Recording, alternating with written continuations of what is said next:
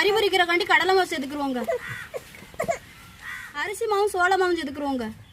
Chicken masala சேர்த்துக்குருவோங்க. இஞ்சி paste சேர்த்துக்குருவோங்க. தயிர் சேர்த்துக்குருவோங்க. தேவையான உப்பு சேர்த்துக்குருவோங்க. தண்ணி ஊற்றி விரவி எடுத்துக்கிறோம். மசாலா நம்ம ரெடி பண்ணி வச்சுங்க. மசாலையோட கறியை விரவி ஊற வச்சுக்கிறோங்க.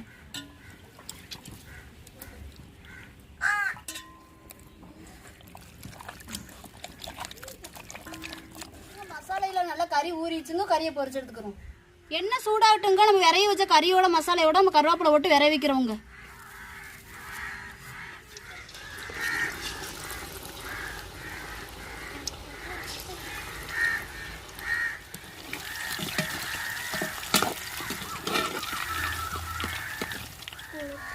கட்டுனா இல்லை, கட்டுனா இல்லடி.